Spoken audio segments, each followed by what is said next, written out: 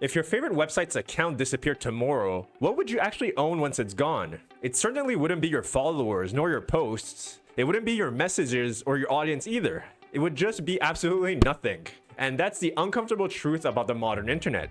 We think we own our digital lives because we created them. And truth be told, we take it all for granted. We wrote the posts, we uploaded the photos, we built the communities. But in reality, almost everything we do online lives on servers we don't control, governed by terms we didn't negotiate, and can be removed without warning. If these companies can ban you, you pretty much don't own it. If they delete it, you don't control it. And if they can rewrite the rules overnight, you're just renting space in somebody else's system. It's just how today's internet architecture is built. It runs on centralized platforms, meaning when you log in, you're not accessing the internet per se. You're accessing a company's database. Your identity is just an entry in their system, and your content is just rows in their tables. And if that company decides to suspend, shadow ban, demonetize, or shut down entirely, your digital presence disappears with it. We've seen this happen repeatedly across platforms and across industries. According to the Electronic Frontier Foundation, centralized platforms retain unilateral control over user accounts and content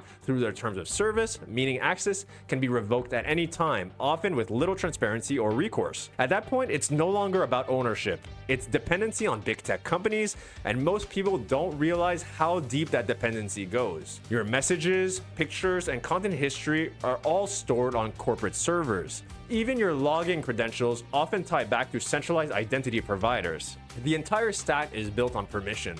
Quick pause here. If this is making you rethink what you actually own online, take a second to subscribe, because this channel explores the structural realities behind the digital world we use every single day. Now here's the real shift. The solution isn't just better platforms with better terms of services. A different infrastructure is needed entirely, which is built peer-to-peer rather than wholly centralized like on the normal web. Ownership only becomes real when data stops living exclusively on centralized servers, but is instead propagated by a trustless network. It's also when your digital identity isn't just an account that can be revoked, but something anchored to a network rather than a company. This is where systems like the Qortal data network come in. QDN is the Qortal blockchain's data layer, which is a fancy term for describing a complex database referenced and consented by blockchain transactions. On QDN, all data is distributed across participating nodes instead of stored in a single corporate database. So when you publish to QDN, you're not uploading content to any company. You're broadcasting it to a network.